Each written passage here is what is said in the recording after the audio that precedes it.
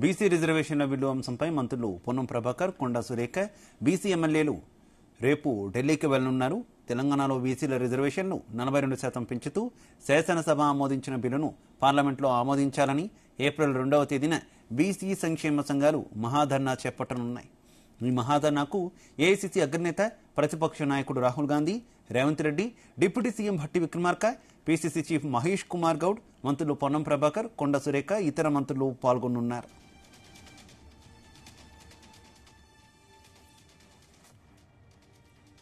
ఇదే విషయానికి సంబంధించి మరింత సమాచారం మా చీఫ్ న్యూస్ కోఆర్డినేటర్ రాధాకృష్ణ అందిస్తారు. రాధాకృష్ణ.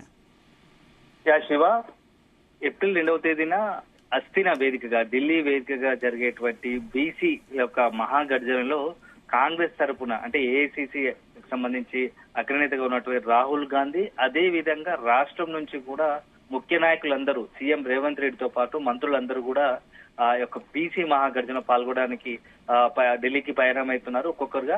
ఈ దాంట్లో భాగంగా ఈ రోజు మంత్రులు పొన్నం ప్రభాకర్ గౌడ్, అదే విధంగా మంత్రి కొండా సురేఖ ఇద్దరు కూడా ఢిల్లీ పయనమయ్యారు. చాలా రాష్ట్రంలో సంబంధించి తెలంగాణ కాంగ్రెస్ సంబంధించి బీసీ రిజర్వేషన్లు, ఇప్పటికే బీసీలకు సంబంధించి 42% రిజర్వేషన్ సంబంధించి అసెంబ్లీలో బిల్లును ప్రవేశపెట్టి ఈ కోర్టు అంతా ఈ మొత్తం కూడా వ్యవహారం అంతా ఢిల్లీ కేంద్రం చేతికి వెళ్ళింది. సో మొత్తంగా కేంద్రం సంబంధించి బీసీల 42 రిజర్వేషన్ సంబంధించి 42% రిజర్వేషన్ సంబంధించి ఎట్లాగైనా ఆమోదించుకోవాలి. ఆ కేంద్రంపై ఒత్తిడి తెచ్చే విధంగా బీసీకి సంబంధించి అన్ని సంఘాల ఐక్య వేదిక కూడా ఈ యొక్క మహాధర్నాను చేపట్టాయి. ఈ మహాధర్నాలు మొత్తంగా కూడా కాంగ్రెస్ తరఫున పెద్ద ఎత్తున అన్ని శ్రేణులు పాల్గొని ఆ బీసీ సంబంధించి ఐక్య వేదిక మహాగర్జనకు సంబంధించి దాన్ని ధర్నాను సక్సెస్ చేయాలి, విజయవంతం చేయాల్సిన బాధ్యతను కూడా కాంగ్రెస్ తీసుకుంది. ఎందుకంటే ఇటీవల కాలంలో మొత్తంగా కూడా కాంగ్రెస్ మొదటి నుంచి కూడా కొంత దళిత మైనార్టీ ఓట్లే కాంగ్రెస్ కు వెన్నుదన్నుగా నిలుస్తూ వస్తున్నాయి. బీసీలకు సంబంధించి ఇటీవల కాలంలో చాలా, అంటే గతంలో చూసుకున్నాం బీసీలో టీడీపీ ఓటు బ్యాంక్ ఉన్న తర్వాత బీఆర్ఎస్, అదేవిధంగా ఇప్పుడు బీజేపీ వస్తుంది. బీసీల ఓటు బ్యాంకు టార్గెట్ గానే కాంగ్రెస్ కూడా కొంత వ్యూహాలు అమలు చేస్తున్నట్టు తెలుస్తోంది. దాంట్లో భాగంగానే ఇప్పటికే కులగణన చేపట్టింది. చాలా దశాబ్దాల తర్వాత తెలంగాణకు సంబంధించి దేశంలో ఎక్కడ లేని విధంగా తెలంగాణ రాష్ట్రంలో కాంగ్రెస్ ప్రభుత్వం ఆధ్వర్యంలో కులగణన చేపట్టింది విజయవంతంగా. మొత్తంగా బీసీలకు సంబంధించి 55% పైగానే జనాభా ఉంది. సో ఆ మొత్తం బీసీ జనాభాకు సంబంధించి మొదటగా కులగణన చేపట్టాము. దానికి సంబంధించి బీసీల మొత్తంగా కూడా ఎంతమంది జనాభా ఉన్నారో ఒక పూర్తి స్థాయిలో పిక్చర్ వచ్చేసింది. దాని తర్వాత రిజర్వేషన్ల అంశం తీసుకున్నాము. బీసీలకు 42% రిజర్వేషన్ అమలు చేసి వెనుకబడిన తరగతులకు అన్ని విధాల న్యాయం జరగాలి.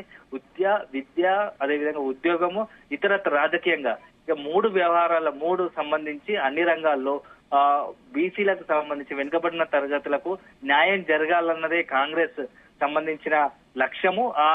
దానికి సంబంధించే ఇప్పటికి 42% రిజర్వేషన్ సంబంధించి అసెంబ్లీలో బిల్లు తీసుకొచ్చాము, ఆమోదించాము. ఇప్పుడు కేంద్రం పైన ఒత్తిడి తీసుకొచ్చే ప్రయత్నం చేస్తున్నాము.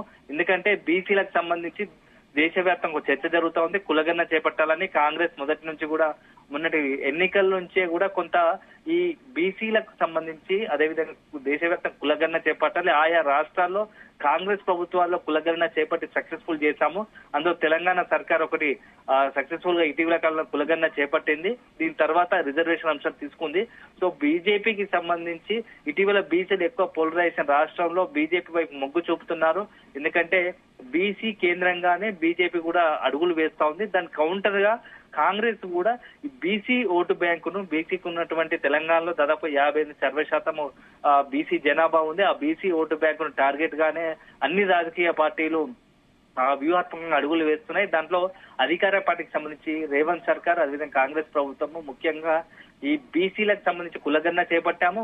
కులగణన తర్వాత రిజర్వేషన్ అంశాన్ని ఖచ్చితంగా మేము బీసీ రిజర్వేషన్ 42% రిజర్వేషన్ అమలు చేయడానికి సిద్ధంగా ఉన్నాము. కానీ దీనికి సంబంధించి కేంద్రం ఆమోదం తెలపాల్సి ఉంటుంది. కేంద్రంపై ఒత్తిడి తీసుకురావడానికి అన్ని రాజకీయ పార్టీలు కలిసి రావాల్సిందే. కేంద్రంపై ఒత్తిడి తీసుకొచ్చి 42% రిజర్వేషన్ అమలు చేసి తీరుతామని చెప్పేసి కాంగ్రెస్ పార్టీ వ్యూహాత్మకంగా అడుగులు వేస్తోంది. దాన్ని ఢిల్లీ కేంద్రకంగా బీసీకి సంబంధించి రాజకీయ నాయకులు, అదే విధంగా ఐక్య సంఘాల వేదిక ద్వారా మహాధరణ చేపట్టి సక్సెస్ తీసుకొచ్చి కేంద్రంపై ఒత్తిడి పెంచి ఈ చట్టబద్ధతతో కూడినటువంటి రిజర్వేషన్ అమలుకు కొంత అడుగులు వేసే ప్రయత్నం అయితే రాధాకృష్ణ ఎక్కడా కూడా కులగణన చేసిన తర్వాత తెలంగాణలో ఆ స్థాయి మైలేజ్ ఎక్కడ కూడా కనిపించలేదు. బీసీల నుంచి మద్దతు కంటే కూడా వ్యతిరేకత ఎక్కువగా కాంగ్రెస్ కి ఎదురైనటువంటి పరిస్థితి. ఇప్పుడు మళ్ళీ అదే బీసీ అస్త్రాన్ని అదే కులగణను నమ్ముకొని జాతీయ స్థాయిలో కాంగ్రెస్ ముందుకు వెళుతుండడం ఏమనుకోవాలి? విశ్లేషకులు ఎవరైనా రెస్పాండ్ అవుతున్నారు ఈ అంశానికి సంబంధించి? ఖచ్చితంగా శివ, కాంగ్రెస్ పార్టీకి సంబంధించి కులగణన చాలా సీరియస్ గా తీసుకుంది, చాలా ప్రతిష్టాత్మకంగా తీసుకుంది. ఒక రకంగా విజయవంతంగా సక్సెస్ చేసుకున్నామని కాంగ్రెస్ పార్టీ చెప్తా ఉంది. అయితే బీసీలో కొన్ని వర్గాల్లో మాత్రం మమ్మల్ని మా జనాభాను మొత్తంగా కులగణలో తక్కువ చేసి చూపే ప్రయత్నం చేశారని చెప్పేసి బీసీలో మెజార్టీ వర్గాలు కొంత ఆరోపణలు చేసే ప్రభుత్వంపై తీవ్ర విమర్శలు చేశాయి. దానికి తగ్గట్టుగానే ప్రభుత్వం కూడా కొంత కౌంటర్ చేసింది. తర్వాత కొద్ది రోజులు సమయం ఇచ్చి ఇంకా ఎవరైనా ఒకవేళ జనాభా సర్వేకి సంబంధించి కులగణన సర్వేలో పాల్గొనేవారు కాకపోతే మరోసారి పాల్గొనాలనే అవకాశం కూడా కల్పించింది. ఆ తర్వాత అన్ని సంఘాలతో కలిపి ప్రభుత్వం కూడా కొంత చర్చలకు ప్రయత్నించింది. వివిధ సంఘాలకు బీసీ సంఘాలతో చర్చలు చెప్పి ఒక రకంగా సక్సెస్ అయింది. ఆ ఇష్యూను కొంత సర్దుమనిగే ప్రయత్నం చేసింది. దాని నుంచి కూడా మొత్తంగా కూడా కులగణన తర్వాత క్రెడిట్ వస్తుంది అనుకున్న కాంగ్రెస్ కు బీసీలకు సంబంధించి ఆ కులగణనలో తక్కువ అయిందని చెప్పేసి ఒక ఆందోళన కొంత బూమరంగా మారుతుందా అని అనిపించింది. కానీ కొంత కాంగ్రెస్ పార్టీ కూడా కొంత చాకచక్యంగా ప్రదర్శించి మంత్రులను రంగంలో దింపి ఆ ఇష్యూను సర్దుమనిగే ప్రయత్నం చేసింది. సో అక్కడ ఎక్కడైతే కోల్పోయిందో దాన్ని తిరిగి పొందే ప్రయత్నంలో భాగంగా ఈ 42% రిజర్వేషన్ సంబంధించి ఒక బిల్లును తీసుకొచ్చి అమలు చేసే ప్రయత్నం చేస్తున్నామని చెప్పేసి ఇప్పుడు బీసీలను కలుపుకుపోయే ప్రయత్నం చేస్తున్నట్టుగా తెలుస్తోంది. దాంట్లో భాగంగానే ఈ మహాధరణ, ఎందుకంటే బీసీలో కాంగ్రెస్ ప్రభుత్వంపై కొంత ఉన్న వ్యతిరేకతను ఈ 42% రిజర్వేషన్ పై ఆ బిల్లును అసెంబ్లీలో పెట్టాము, ఆ బిల్లును ఆమోదించుకున్నాము, కేంద్రంపై ఒత్తిడి తెస్తున్నాము.